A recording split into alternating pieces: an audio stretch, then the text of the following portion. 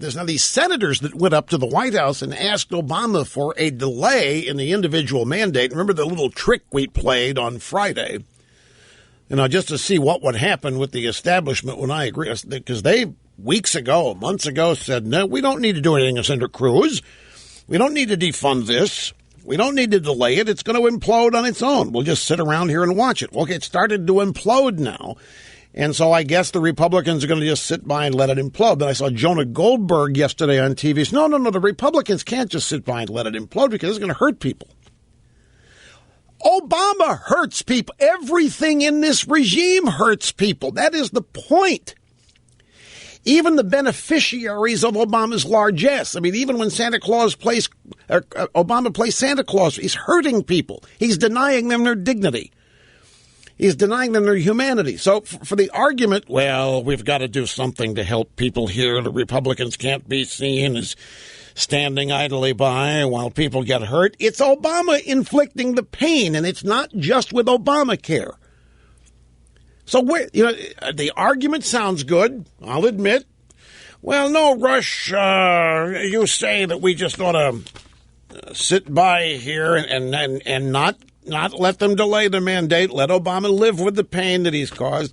But that's going to hurt people. The whole Obama administration has hurt people. Where's that argument been for 5 years?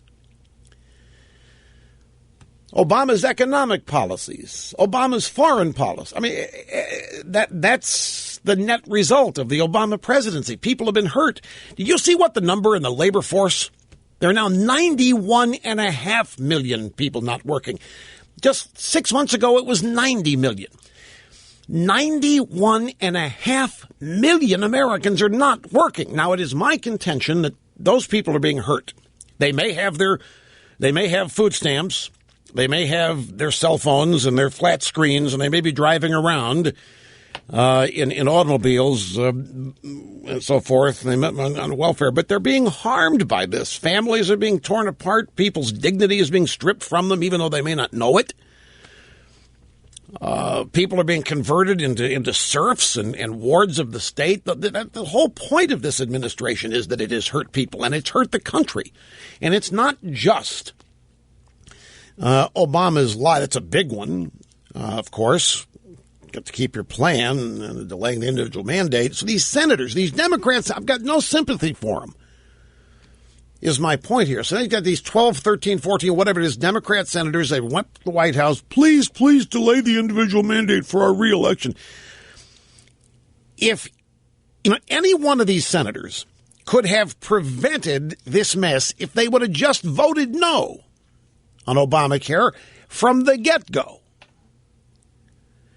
So they want to have it both ways. These Democrat senators want to be on record as having voted for Obamacare, supporting their president, supporting universal health coverage, ensuring the uninsured. And then when the real world hits and we find out that nobody gets to be satisfied, very few get to keep their plans, if any, now these Democrats want a delay in the results, the consequences of their votes. They're called the Obamacare Dozen. And I'll tell you, here they are. Mark Begich, Alaska. Mark Pryor, Arkansas. Mark Udall, Colorado. Mary Landrieu, Louisiana. Al Franken, Minnesota. Gene Shaheen, New Hampshire. Tom Udall, New Mexico. Kay Hagan, North Carolina. Jeff Merkley, Oregon. Tim Johnson, South Dakota. Mark Warner, Virginia. Jay Rockefeller, West Virginia. If they would have just voted no, we wouldn't be here. But they didn't. They could have prevented this.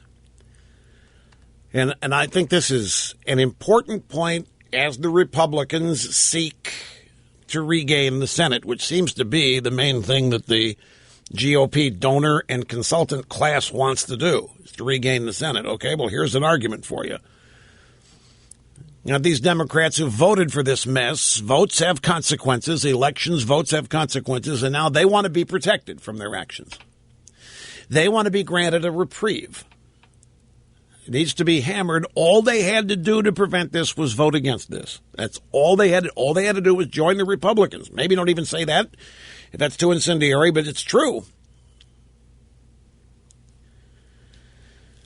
This story is from the Wall Street Journal, and here's a pull quote. The Obamacare Dozen are receiving an overdue education in the damaging consequences of the bill they supported, all of which were predicted by critics in 2010, and that's right.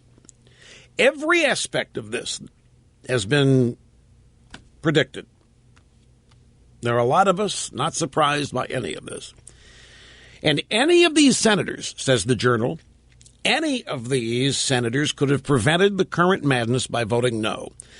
And now the president they empowered to govern from the ideological left has rejected even their minimal fixes and is promising to grind it out even if the problems get worse. These senators deserve to be held accountable at the ballot box.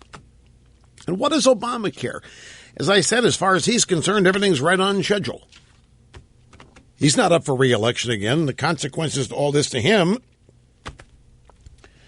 are practically non-existent. Let's take a brief time out. We'll come back. We'll continue. Telephone number, by the way, you want to be on the program, is 800-282-2882.